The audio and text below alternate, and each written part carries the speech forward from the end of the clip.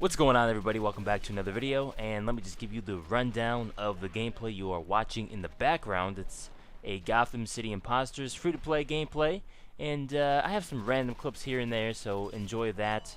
Team Deathmatch mode, and just a bunch of random clips, so enjoy. Now that that is out of the way, I have a couple of things I would like to talk about, and first up is Homefront: The Revolution. Now, Crytek had bought the IP for this game from THQ before they went bankrupt. Then they went bankrupt, and then they bought everything else from it, or all the IP and all the rights to the game. But now we found out that Crytek is having a lot of issues right now. They're having money problems and all that good stuff. So recently, they sold the rights to Homefront: The Revolution to Deep Silver, and some of their members left and went to other companies. Some of them went to Deep Silver and are still working on the game. So my question is, I have a couple of questions. Will Homefront: The Revolution still be out in 2015? Will there be a delay?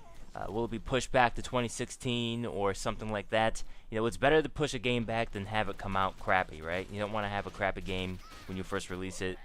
The game does look good from the single player we saw at E3.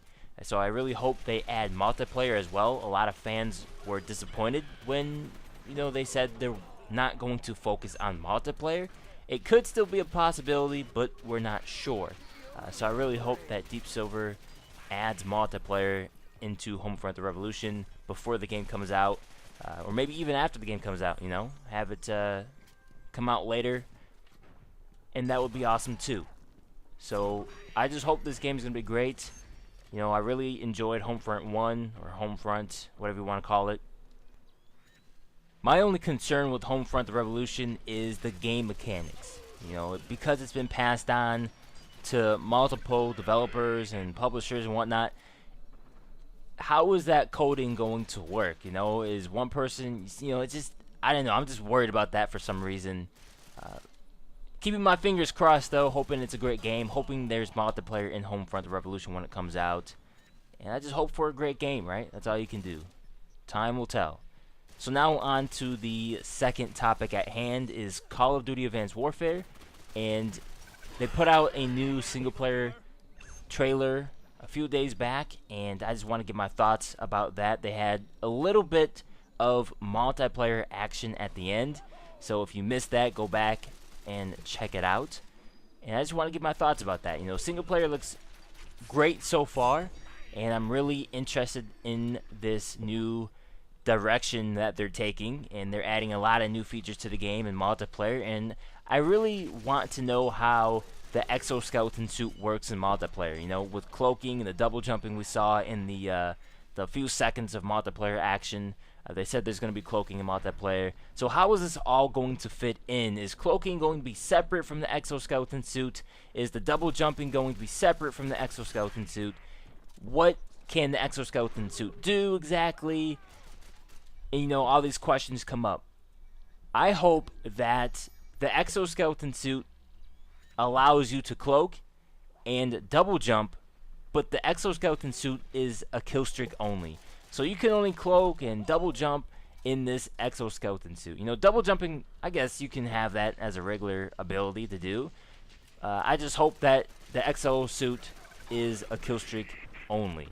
And if everybody has one, then they can cloak whenever and double jump whenever, then it might be a little bit bad. But I'm not hating. We'll see how it goes. I actually think that the multiplayer will be good this year. And at least I'm hoping it's going to be good this year, because you never hope for a bad game unless, you really despise someone or something, or a company or a franchise or whatever. So I'm hoping it's going to be a good game.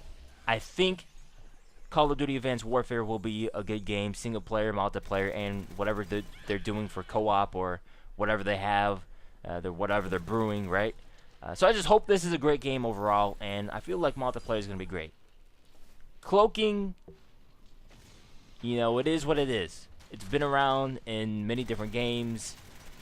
Double jumping, I can deal with that. Futuristic, I've played some futuristic games before. I just don't really like them. But I could handle it, right? It's nothing too bad. So those are my thoughts about that. I'm hoping for a great game this year in Call of Duty, and I'm trying not to worry about it too much. I know they're going to be at Gamescom this year, August 11th through the 14th, I believe are the dates. So we'll see some multiplayer action there and see how this all unfolds. So those are my thoughts about the multiplayer. I hope it's going to be good. I want it to be good. I believe the game's going to be good. I'm not going to worry about it too much. And I hope that, you know, cloaking and double jumping is all in the exoskeleton suit, which is a kill streak. So just balance the game, have fun, the fun factor there, because in Modern Warfare 2, you know, whatever you had those noob tubes, one-man army, you know, danger close, commando, people cheating all the time, it was still fun. So just bring the fun factor back to Call of Duty Advanced Warfare, and everything should be fine. So what do you guys think about these two topics? What do you think about Crytek having all these problems and selling the rights to Deep Silver?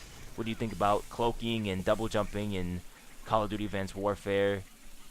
Let me know your thoughts down below in the comment section. I'm War Tank. I'm getting out of here. And of course, as always, in the meantime, have a great time fragging.